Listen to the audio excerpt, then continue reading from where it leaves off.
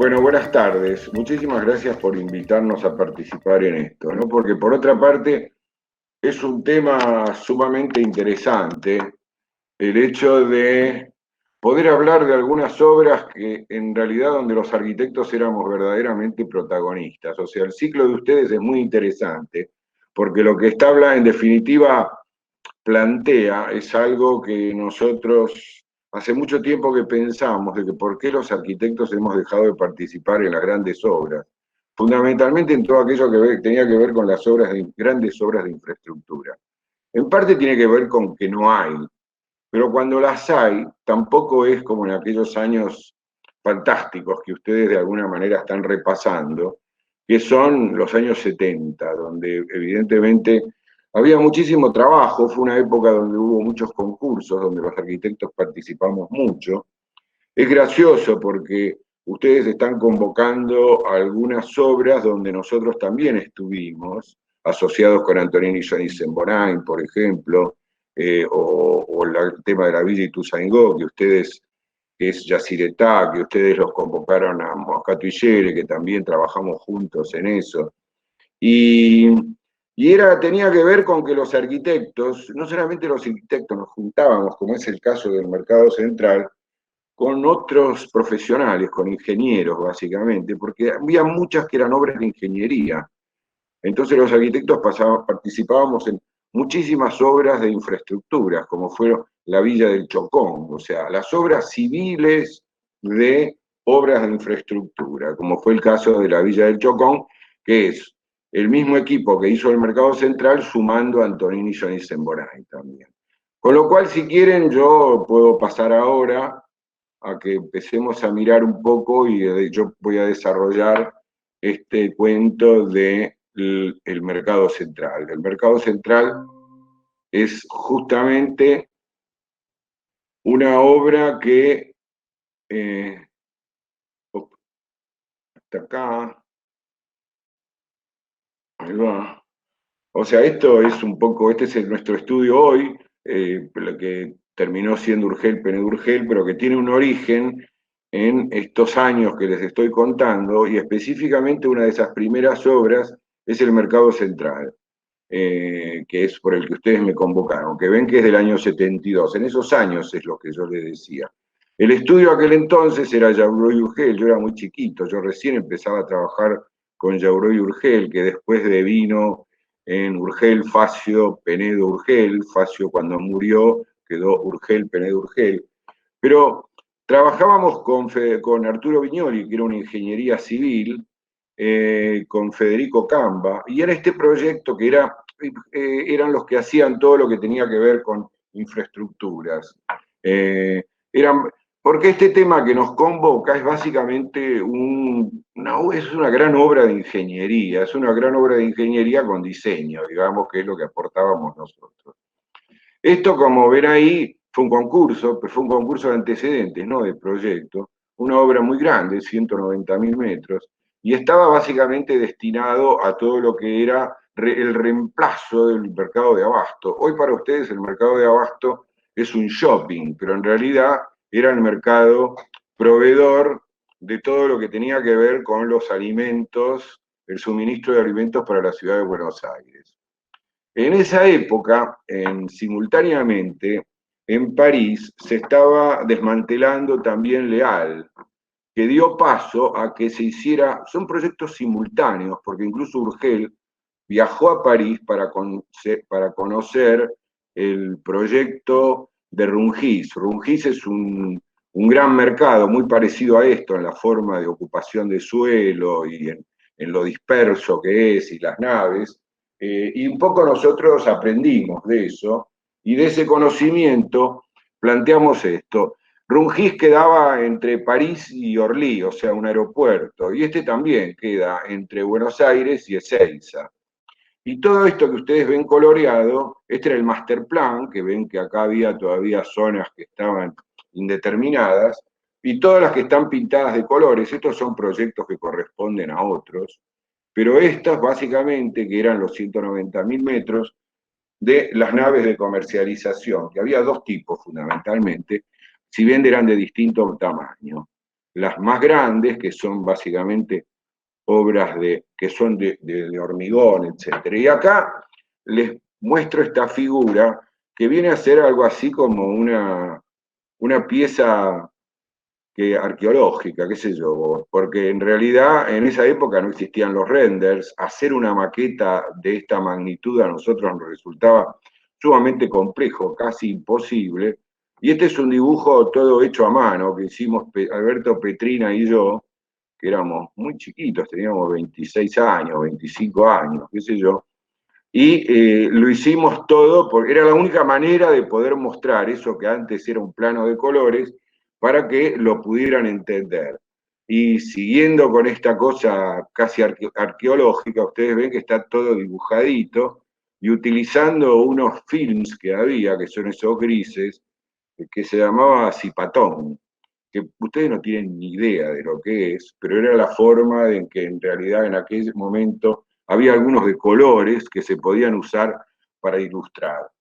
Todo para terminar haciendo esta gran obra, que allá al fondo está la autopista, y que básicamente consiste en estos dos tipos de nave, o sea, las grandes naves de comercialización de frutos y estas que eran una suerte de mercados libres, que después ya los vamos a ver un poco más en detalle. Los pabellones más grandes son estos, es muy sencillo, son unas dársenas de atraque de camiones, o sea, que abastecían, y la compra se producía por acá adentro, o sea, los compradores venían por acá, pero después también traían su camioneta, descargaban directamente de donde hubieran comprado y se lo llevaban. Estos eran los servicios complementarios, baños, estos eran una cafetería u otro tipo de apoyos que había. Y aquí lo tienen. Esto lo que tenía la particularidad de ser una obra absolutamente una obra prefabricada, o sea, si lo miran con detenimiento van a ver que son piezas prefabricadas, estas vigas también, después voy a entrar un poco en el tema, las cubiertas eran de chapa, ¿no? Y después todas divisiones que tenían, que era todo herrería. Y acá era cómo funcionaba, así es como funciona. O sea, la otra figura lo mostraba descarnadamente vacío y bastante mal limpito, pero el día a día del mercado hoy es esto. O sea, porque ya inclusive esas divisiones no alcanzan. Y acá está un poco el esquema constructivo que también ustedes ven que es un dibujo, hoy sería un render maravilloso, pero en aquella época nosotros echábamos mano para que se pudiera entender y facilitar a este tipo de perspectiva axonométrica, pero ustedes ven que están todas las piezas. Esto es una pieza prefabricada con una columna, esta es otra pieza prefabricada con otra columna y esta es otra prefabricada. Algo voladizo, voladizo, lo que les mostraba antes de los baños y los servicios, y acá un poco la explicación de cómo funcionaban con los camiones. Esto es cuando ese núcleo de servicio, cuando estaba terminado, esto es en el estado que está hoy, que pensando que han pasado 50 años, se puede decir que ha resultado sólido, por lo menos sólido, además de funcional y de haber cumplido y de ser verdaderamente una cosa que ha funcionado bien, se puede decir que se ha sostenido, porque esta foto es relativamente reciente y ustedes ven que se mantiene muy parecido a lo que había, a lo que fue originalmente. El tema es que la cubierta es un poco todo, porque como dice ahí, es el elemento visual de mayor significación, ¿no? Que permite que el voladizo permite que en realidad esté cubierto todo el tema de carga y descarga, y después es realmente todo un sistema seriado de diferentes componentes que van ajustándose a los diferentes requerimientos. Este dibujo es un dibujo hecho para una publicación, porque ustedes ven que este sí está hecho digital, pero un poco muestra lo que es una sección de fachada que en realidad no es ni más ni menos que una tapa puesta a la sección. Y hago particular hincapié en esto, que es una pieza que se une, esto es una de las piezas que les decía, prefabricada, apoyada sobre una columna central, porque son las ventilaciones, o sea, tiene mucha iluminación y ventilación natural. Este es un dibujo hecho por nosotros a mano, que es como trabajábamos en esa época. Ustedes ven la diferencia de la gráfica. Y acá está lo que les decía antes, el detalle de cómo es la iluminación, eso que llamábamos las lentejas de ventilación, o sea, porque hacía una succión, o sea, al hacer succión en este lugar central, todo esto que está acá, hacía que recirculara el aire y no hubiera olores, me pasé. Hoy el estado de lo que ustedes vieron tan despejado es este, pero se lo ve ordenado, tiene un poco menos de luz natural por la presencia de todos esos carteles que nosotros inicialmente no habíamos considerado. Ya les conté recién sobre el tipo estructural con la columna con doble voladizo que se ve siempre y que se repite, y eso es la generación de la forma y la construcción de la nave, ¿no? Y que le da una gran unidad a todo ese conjunto enorme que ustedes han visto. Esto es visto desde arriba, y todas las... lo que va variando es la longitud, o sea, pueden ser algunas más largas, otras son más cortas. Y después hay otro tipo que es esta. Este tipo de nave que está acá, que voy a mostrar, lo llamábamos logias, o sea, como, qué sé yo, pensando, no es el mercado, la loggia de Florencia, pero era con la idea de eso, de que fueran lugares de comercialización más libre, o sea, acá ya no venían los grandes los productores, sino que venían pequeños productores. El equivalente a los bolivianos que están afuera de las ferias y que están vendiendo, bueno, era un poco ese modelito, que eran libres, era para que pequeños productores pudieran venir y funcionaban verdaderamente como una feria.